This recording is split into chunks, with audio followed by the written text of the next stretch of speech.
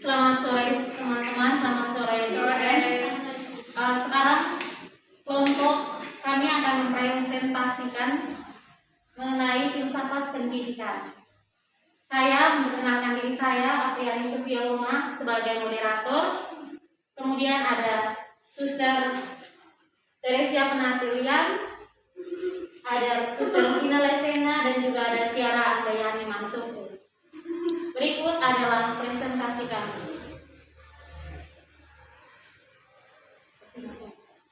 Yang pertama, pengertian dan hakikat filsafat. Filsafat merupakan terjemahan dari bahasa Inggris, yaitu dari kata filosofi, dari bahasa Yunani, yaitu philo, philia, philein, logos, dan sophia atau sophos yang berarti wisdom. Oleh karena itu, secara etimologis, filsafat artinya cinta atau mencintai akan kebajikan atau kebijaksanaan, atau love of wisdom. Cinta artinya hasrat yang besar atau yang berkobar-kobar atau yang sungguh-sungguh. Kebijaksanaan artinya kebenaran sejati atau kebenaran yang sesungguhnya. Dengan demikian, filsafat memiliki makna yaitu hasrat yang menggebu atau keinginan yang sungguh-sungguh atau kemauan keras akan kebenaran sejati. Berdasarkan arti tersebut, para ahli kemudian merumuskan arti dari filsafat itu sendiri. Ada yang menguraikan bahwa filsafat sebagai suatu upaya untuk berpikir secara radikal dan menyeluruh, cara berpikir dengan mengupas objek sedalam-dalamnya. Pengertian filsafat secara keseluruhan. Menurut Plato, filsafat adalah pengaturan yang berminat mencapai pengetahuan kebenaran yang asli. Menurut Aristoteles, filsafat adalah ilmu atau pengetahuan yang meliputi kebenaran yang terkadang di dalamnya ilmu-ilmu metafisika, logika, retorika, etika, ekonomi politik, dan estetika atau filsafat keindahan. Hasbulah Bakri menyatakan bahwa ilmu filsafat adalah ilmu yang menyelidiki segala sesuatu dengan mendalam mengenai keutuhan alam semesta dan manusia sehingga dapat menghasilkan pengetahuan tentang bagaimana hakikatnya sejauh yang dapat dicapai akal manusia dan bagaimana sikap manusia itu seharusnya setelah dicapai pengetahuan itu. Jadi dari batasan-batasan di atas tersebut dapat ditarik kesimpulan bahwa filsafat adalah ilmu pengetahuan yang menyelidiki segala sesuatu yang ada secara mendalam dengan menggunakan akal sampai pada hakikatnya. Filsafat timbul dari dorongan untuk mengetahui. Disadari atau tidak, setiap manusia selalu berfilsafat. Karena manusia yang normal selalu bertanya dan mencari jawaban tentang segala sesuatu, yaitu Tuhan, dunia, dan dirinya, termasuk apa yang dilakukannya. Menurut Aristoteles, dari kodratnya, semua manusia memiliki hasrat ingin tahu. Dalam diri manusia ada dorongan untuk mengetahui lebih banyak tentang kenyataan yang mengitarinya dan tentang dirinya sendiri. Manusia memiliki akal budi yang haus akan pengetahuan baru, yang terbuka untuk menyelidiki segala kejadian dan gejala. Berikutnya kita masuk kepada jenis-jenis filsafat. Jenis-jenis filsafat itu dibagi menjadi dua. Ada yang dinamakan filsafat umum atau filsafat murni yang memiliki objek. Pertama, metafisika. Hakikatnya, kenyataan adalah segala sesuatu yang termasuk di dalamnya. Ada ontologi yang merupakan hakikat kenyataan secara keseluruhan. Ada kosmologi yang merupakan kenyataan tentang alam atau kosmos. Ada juga humanologi yang merupakan kenyataan tentang manusia. Kemudian ada teologi, itu kenyataan tentang Tuhan. Yang berikutnya berkaitan dengan filsafat umum atau filsafat murni, ada epistemologi yang merupakan hakikat untuk mengetahui kenyataan. Berikutnya itu ada logika. Logika ini merupakan hakikat untuk menyusun suatu kesimpulan pengetahuan tentang kenyataan. Berikutnya ada aksiologi. Aksiologi merupakan hakikat yang menilai keadaan, antara lain tentang etika, estetika, Dan yang kedua, jenis filsafat yang kedua ini kan yang pertama tadi kita lihat itu filsafat murni. Yang kedua ini merupakan filsafat khusus atau filsafat terapan yang objeknya adalah kenyataan, salah satu aspek kehidupan manusia yang penting. Di dalamnya terdapat pendidikan, hukum, sejarah, seni, ilmu, dan sebagainya. Di dalam filsafat khusus itu ada yang dinamakan filsafat pendidikan. Filsafat pendidikan ini menyelidiki hakikat pelaksanaan pendidikan yang bersangkut paut dengan tujuan, latar belakang, cara, dan hasilnya, serta hakikat ilmu pendidikan bersangkut paut dengan analisis kritis terhadap struktur dan kegunaannya. Kemudian berikutnya itu ada filsafat hukum. Filsafat hukum ini adalah bagian dari filsafat khusus atau filsafat terapan. Dia menyelidiki hukum sebagai suatu bentuk yang sangat khas dari pengawasan sosial dalam sebuah masyarakat yang terorganisasi berdasarkan politik yang dianut sebagaimana masyarakat tersebut mempertahankannya dan bagaimana pelaksanaannya melalui suatu proses yuridis dan administrasi. Yang berikut filsafat sejarah.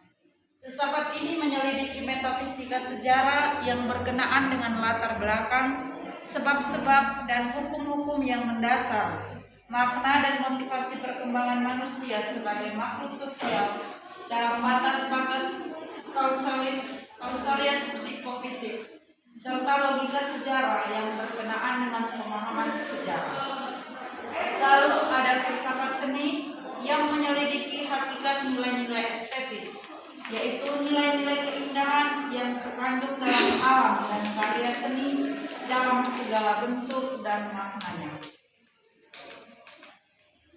Filsafat dan ilmu empirisme. Yang pertama ada pengertian filsafat dan filsafat ilmu. Filsafat adalah studi tentang seluruh fenomena kehidupan dan pemikiran manusia secara kritis dan dijabarkan dalam konsep mendasar. Filsafat tidak dialami dengan melakukan eksperimen dan pencobaan-pencobaan, tetapi dengan mengutarakan masalah secara persis, mencari solusi untuk itu, dan memberikan argumentasi serta alasan yang tepat untuk solusi tertentu.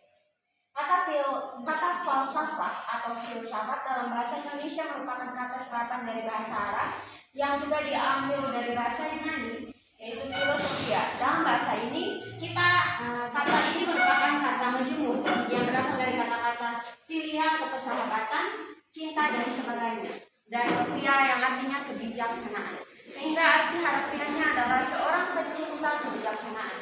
Kata filosofi yang dipungut dari bahasa Belanda itu juga dikenal di Indonesia. Bentuk terakhir ini lebih mirip dengan aslinya. Dalam bahasa Indonesia, seseorang yang mendalami bidang filsafat atau falsafah disebut filsuf.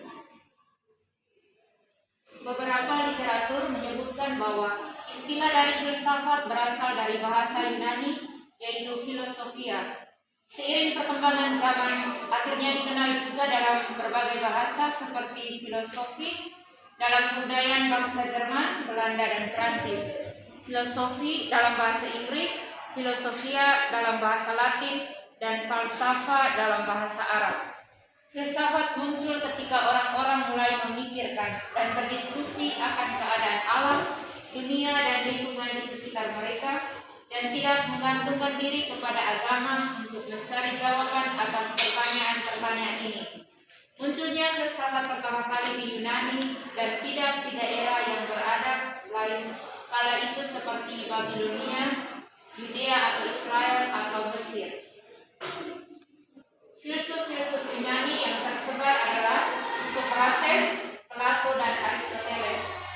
Plato adalah filsuf besar Yunani, mengatakan filsafat adalah ilmu pengetahuan yang berusaha mencapai kebenaran yang asli karena kebenaran mutlak di tangan Tuhan, atau pengetahuan tentang segala yang ada. Aristoteles adalah murid Plato. Dia mengatakan bahwa filsafat adalah ilmu pengetahuan yang meliputi kebenaran yang terkandung di dalamnya ilmu metafisika, logika, retorika, politik, sosial, budaya, dan estetika. Al-Farabi adalah filsuf besar Muslim dengan gelar Aristoteles kedua. Ia mengatakan filsafat adalah pengetahuan tentang yang ada menurut hakikatnya yang sebenarnya.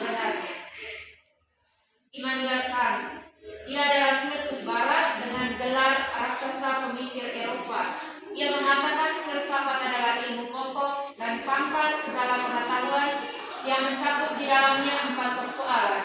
Yang pertama, apa dapat kita ketahui? Dijawab oleh metafisika. Apa yang boleh kita kerjakan? Dijawab oleh etika. Apa yang dinamakan manusia? Dijawab oleh antropologi. Dan sampai di mana harapan kita? Dijawab oleh agama.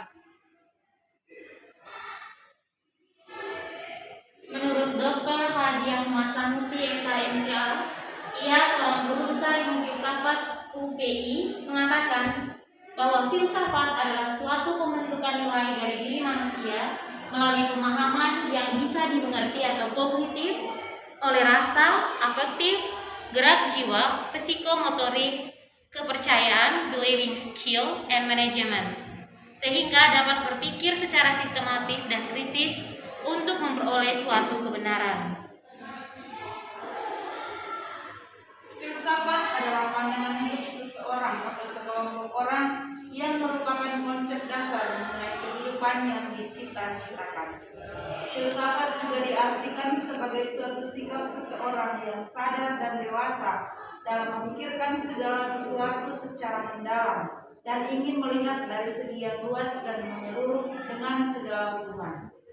Filsafat merupakan ilmu yang berusaha mencari sebab yang sedalam-dalamnya bagi segala sesuatu berdasarkan pikiran atau rasio.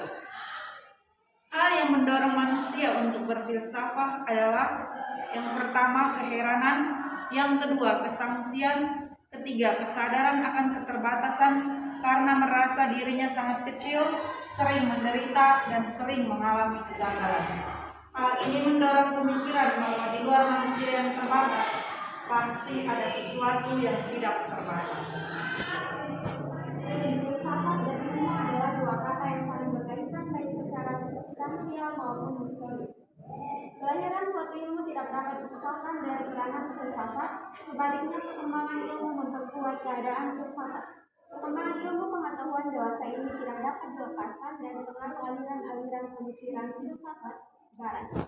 Tanpa bermaksud untuk mengkonsentrasikan kajian pada pemikiran Barat dan mengesampingkan pemikiran Timur, kajian ini akan lebih banyak mengulas tentang sejarah aliran-aliran pemikiran Barat dimulai dari zaman Yunani klasik yang pada akhirnya melahirkan spesialisasi dan subspesialisasi ilmu pada abad ke-20. B. Paham aliran empirisme. Empirisme adalah suatu aliran dalam filsafat yang menyatakan bahwa semua pengetahuan berasal dari pengalaman manusia.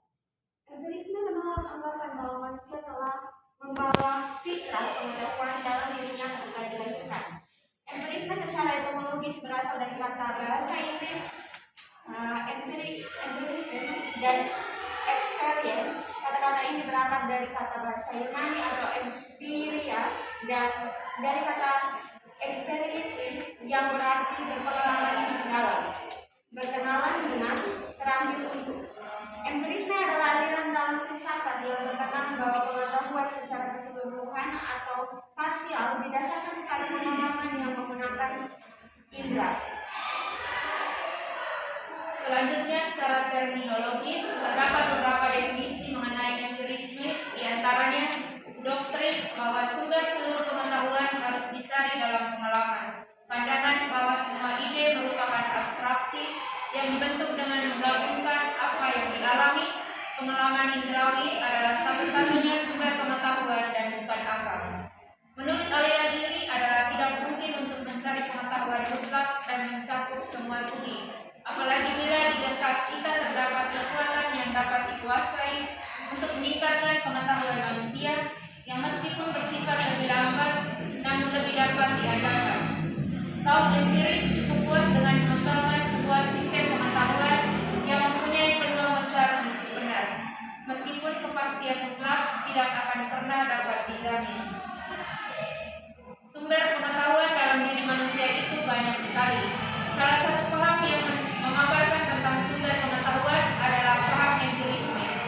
Empirisme merupakan paham yang mencoba memaparkan dan menjelaskan bahwa sumber pengetahuan manusia itu adalah pengalaman. Ilmu-ilmu empiris ini memperoleh bahan-bahan untuk sesuatu yang dinyatakan sebagai hasil atau fakta dari sesuatu yang dapat diamati dengan berbagai cara.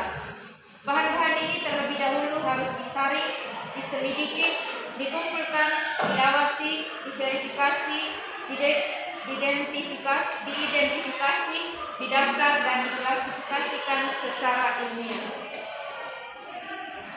Istilah empirisme diambil dari bahasa Yunani empiria yang berarti coba-coba atau pengalaman. Sebagai doktrin, empirisme adalah lawan rasionalisme. Kata empirisme menurut Amsal Wajar berasal dari kata Yunani emperiokos yang berarti pengalaman. Menurut aliran ini, manusia memperoleh pengetahuan dari pengalaman indrawi. Hal ini dapat dilihat bila memperhatikan pertanyaan seperti bagaimana orang mengetahui es itu dingin. Seorang empiris akan mengatakan karena saya merasakan hal itu dan karena seorang ilmuwan telah merasakan seperti itu. Dalam pernyataan tersebut ada 3 unsur yang perlu, yaitu mengetahui subjek, yang diketahui objek, dan cara dia mengetahui bahwa es itu dingin. Bagaimana dia mengetahui es itu dingin? Dengan menyentuh langsung lewat alat peraba. Dengan kata lain, seorang empiris akan mengatakan bahwa pengetahuan itu diperoleh lewat pengalaman-pengalaman indrawi yang sesuai. Pengetahuan itu diperoleh dari pengalaman-pengalaman indrawi yang sesuai, dan pengalaman dapat dijadikan sebagai sumber pengetahuan, bukan rasio. Oleh sebab itu, empirisme dinisbatkan kepada paham yang memilih pengalaman sebagai sumber utama pengetahuan. Yang dimaksudkan dengannya ialah baik pengalaman lahiriah yang menyangkut dunia maupun pengalaman batiniah yang menyangkut pribadi manusia.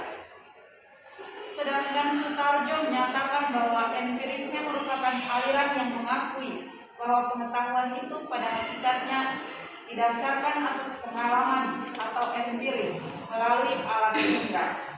Empirisme menolak pengetahuan yang semata-mata didasarkan akal karena dapat dipandang sebagai spekulasi belaka dan tidak berdasarkan realitas sehingga berisiko tidak sesuai dengan kenyataan. Pengetahuan sejati harus didasarkan pada kenyataan sejati, yaitu realitas. Tokoh-tokoh aliran empirisme. Tokoh-tokoh pakar filsafat yang mengembangkan paham empirisme diantaranya Francis Bacon, Thomas Hobbes, John Locke, George Berkeley, dan David Hume. Sebagai aliran filsafat, empirisme merupakan salah satu dari 2 cabang filsafat modern yang lahir pada zaman pencerahan, bertentangan dengan rivalnya rasionalisme yang menempatkan rasio sebagai sumber utama pengetahuan. Empirisme justru memilih pengalaman sebagai sumber utama pengetahuan, baik lahiriah maupun batiniah. Aliran ini bertanah air di Inggris. Francis Bacon pada tahun 1561 sampai tahun 1626 bisa dikatakan sebagai batas dasar dari lahirnya empirisme yang untuk kali pertama menyatakan pengalaman sebagai sumber kebenaran yang paling terpercaya.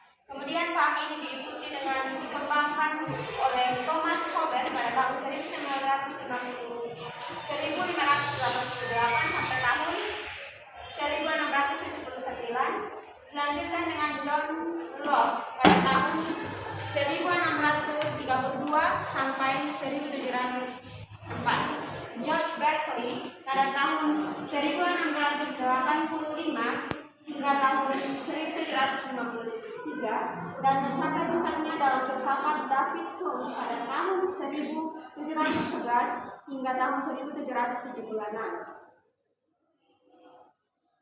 Francis Bacon. Menurut Francis Bacon, bahwa pengetahuan yang sebenarnya adalah pengetahuan yang diterima orang melalui persentuhan indrawi dengan dunia fakta. Pengalaman merupakan sumber pengetahuan sejati. Kata Bacon selanjutnya, kita sudah terlalu lama dipengaruhi oleh metode deduktif.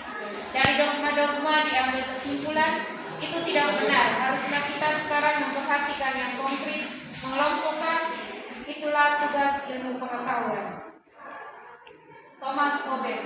Dia seorang ahli pikir Inggris lahir di Malmesbury. Pada usia 15 tahun ia pergi ke Oxford untuk belajar logika, skolastik, dan fisika. Yang ternyata gagal karena ia tidak berminat sebab gurunya beraliran Aristoteles. Sumbangan yang besar sebagai ahli pikir adalah suatu sistem materialistis yang besar, termasuk juga kehidupan organis dan rohanian. Dalam bidang kenegaraan, ia mengemukakan teori-teori kontrak sosial. Menurut Thomas Hobbes, pengalaman indrawi sebagai permulaan segala pengetahuan. Hanya sesuatu yang dapat disentuh dengan indera yang merupakan kebenaran. Pengetahuan intelektual tidak lain hanyalah merupakan penggabungan data-data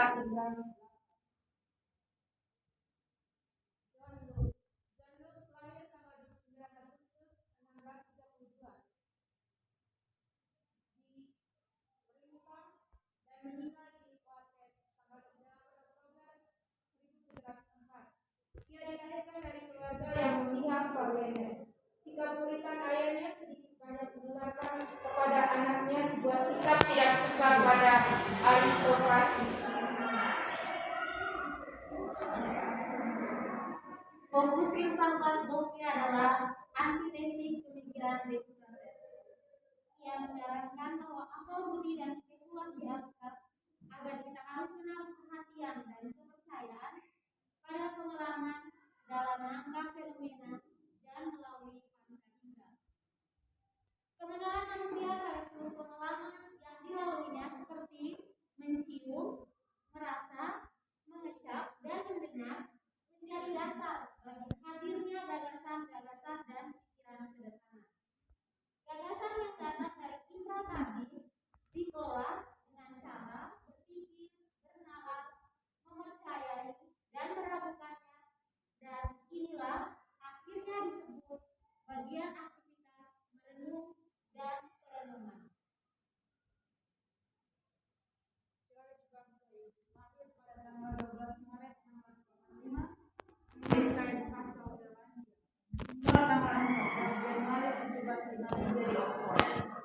Sebagai pengarang empirisme mencanangkan teori yang dinamakan immaterialisme atas dasar prinsip-prinsip empirisme. Ia bertolak belakang dengan pendapat John Locke yang masih menerima substansi dari luar. Ia berpendapat sama sekali tidak ada substansi material dan yang ada hanya pengalaman roh saja, karena dalam dunia material sama dengan ide-ide. Berkeley mengilustrasikan dengan gambar film yang ada dalam layar putih sebagai benda yang real dan hidup. Pengakuannya bahwa aku merupakan suatu substansi rohani. Tuhan adalah asal-usul ide itu. Ada yang menunjukkan ide-ide pada kita dan Tuhanlah yang memutarkan film pada batin kita. David Hume lahir tanggal 7 Mei 1711 di Edinburgh, Inggris dan meninggal tanggal 25 Agustus 1776.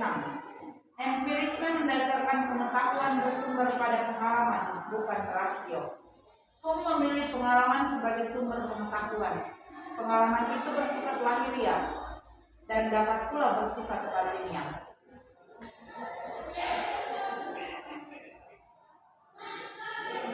Surya Sumantri pada tahun 2009 menyebutkan bahwa masalah utama yang timbul dalam penyusunan pengetahuan secara empiris ialah bahwa pengetahuan yang dikumpulkan itu cenderung untuk menjadi suatu kumpulan fakta. Kumpulan tersebut belum tentu bersifat konsisten dan tentu saja mendapat hal-hal yang bersifat kontradiktif. Secara empiris, pada menurut Sanusi pada tahun 2015 menyampaikan bahwa kehidupan dunia modern seperti sekarang ini begitu kompleks. Untuk itu kita harus bisa menghadapi kehidupan yang sangat kompleks dengan 6 sistem nilai kehidupan, yaitu yang pertama nilai teologi, yang kedua nilai logik, yang ketiga nilai fisik atau fisiologi, yang keempat nilai etik, dan yang kelima nilai estetika, serta keenam nilai teleologi.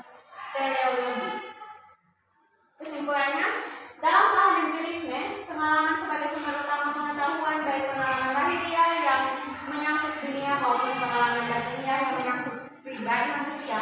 Pengalaman yang dimaksud adalah pengalaman atau empiri melalui alat indera. Paham empiris ini bertentangkan dengan paham rasionalisme empirisme yang mengatakan akal atau rasio sebagai sumber pengetahuan. Paham empiris ini memiliki kekurangan sehingga selain harus dipadukan antara keduanya, juga harus ditinjau dari kemungkinan sumber lain agar menghasilkan pengetahuan yang benar dan tidak meragukan. Sebagai contoh yang ditambahkan oleh paham positivisme menambahkan selain logis, empiris juga harus terukur. Filsafat dan ideologi. Filsafat dan ideologi tampaknya hampir serupa, tapi ternyata hal tersebut rupanya tidak sama. Tapi apakah kedua hal tersebut saling ada keterkaitan? Sebelumnya adalah kita memahami dahulu pengertian dari keduanya. Yang pertama, secara etimologis, kata falsafah atau filsafat dalam bahasa Indonesia merupakan kata serapan dari bahasa Arab yang juga diambil dari bahasa Yunani adalah filosofia. Dalam bahasa ini, kata ini merupakan kata majemuk yang berasal dari kata-kata filia atau persahabatan dan cinta, dan sofia yang merupakan kebijaksanaan, sehingga arti harafiahnya adalah seorang pecinta kebijaksanaan.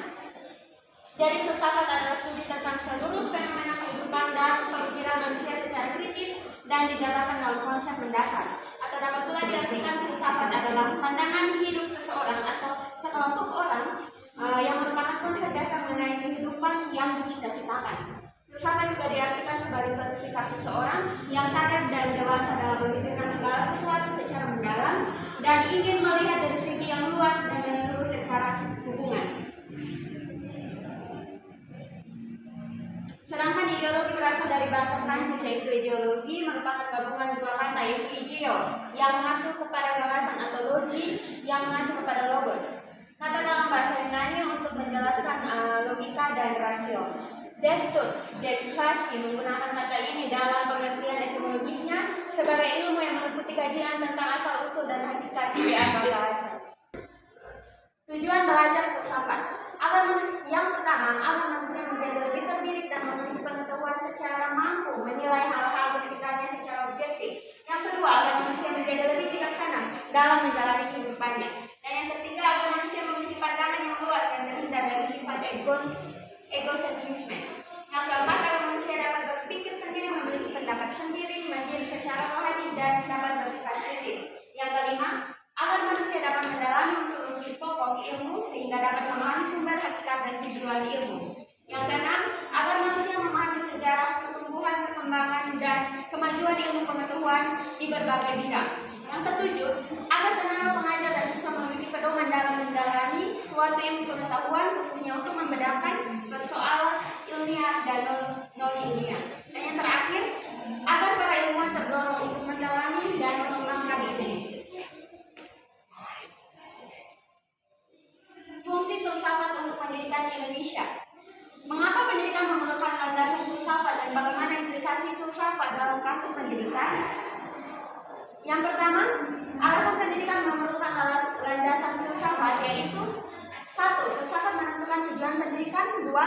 Menyelaraskan tradisi lama dan baru di bidang pendidikan. 3. Menyediakan perencana pendidikan, administrator dan pendidik dengan visi progresif untuk mencapai pengembangan pendidikan Spencer dengan tepat menunjuk bawahannya seorang filsuf sejati yang bisa memberi bentuk praktis pada pendidikan. Yang keempat, mempersiapkan generasi muda untuk menghadapi tantangan zaman modern. Dan yang kelima, pendidikan adalah embrio dari spekulasi atau tesis filsafat. Yang keenam, filsafat pendidikan memberikan pandangan-pandangan filosofianya kepada teori pendidikan, khususnya pandangan tentang manusia, peserta didik, tujuan pendidikan, dan sebagaimana seharusnya. Implikasi filsafat dalam praktik pendidikan. A. Filsafat pendidikan dapat hadir mempersiapkan falsafi sesuai dengan pandangan hidup bangsa terkait sebagai landasan konseptual bagi pelaksanaan sistem pendidikan yang akan dilakukan. Di Indonesia, filsafat pendidikan didasarkan pada ideologi negara dan konstitusi negara. Oleh karena itu, filsafat pendidikan di Indonesia disebut filsafat pendidikan Pancasila. Artinya, segala kebijaksanaan pendidikan harus mencerminkan nilai-nilai Pancasila. Hasil akhir pendidikan pun harus mampu mencerminkan perilaku yang senantiasa dijiwai oleh nilai-nilai Pancasila. B. Filsafat pendidikan harus mampu memberikan pedoman kepada para perencana pendidikan dan orang-orang yang bekerja dalam bidang pendidikan inspirasi khususnya bagi para pendidik dalam melaksanakan ide-ide tertentu. Peran analisis yaitu memeriksa secara teliti bagian-bagian pendidikan agar dapat diketahui secara jelas validitasnya. Filsafat pendidikan memiliki makna perspektif atau memberi pengarahan kepada pendidik dalam soal apa dan mengapa pendidikan itu. Para investigatif memeriksa dan mengkaji kebenaran suatu teori pendidikan. Yang berikut metode filsafat. Metode filsafat ada 3, yaitu metode positivisme, fenomenologi, dan metode kritis. Metode positivisme berasal dari kata positivis dalam bahasa Inggris dan positivus dalam bahasa Latin. Metode positivisme adalah metode yang lebih menekan pada aspek faktual pengetahuan. Maksudnya adalah kita mempelajari atau menyelidiki hanya berdasarkan fakta dan berdasarkan data yang nyata, dan sesuatu yang masih tidak jelas dikesampingkan seperti ilmu gaib dan metafisik. Metode positivisme adalah metode yang menekankan pada suatu aspek faktual pengetahuan, jadi segala sesuatunya dibuktikan melalui 3 cara, yaitu observasi, eksperimen, dan verifikasi. Fenomenologi. Metode ini adalah suatu ilmu pengetahuan yang didapat dari pengalaman yang telah didapatkan seseorang atau suatu kejadian yang sudah pernah terjadi. Seseorang dapat mengaplikasikan metode ini dengan cara menceritakan kejadian, waktu, dan tempat yang telah terjadi. Berikutnya ada metode kritis. Pada metode ini, manusia lebih cenderung aktif dalam membentuk dunia mereka sendiri. Ilmu pengetahuan dapat mereka dapatkan dari pikiran-pikiran kritis yang ada pada pikiran masing-masing. Cara memunculkan pemikiran kritis yang pertama mempertanyakan apa yang ada dalam hidup ini, dan kita juga mempertanyakan apa alasannya. Yang kedua, memikirkan suatu hal yang umum dan menjabarkannya ke hal yang khusus. Pembagian filsafat. Cabang-cabang dari filsafat ilmu dibagi menjadi 10, yaitu epistemologi, logika, kritik ilmu-ilmu, metafisika umum, teologi metafisika, antropologi, kosmologi, etika, estetika, dan sejarah filsafat.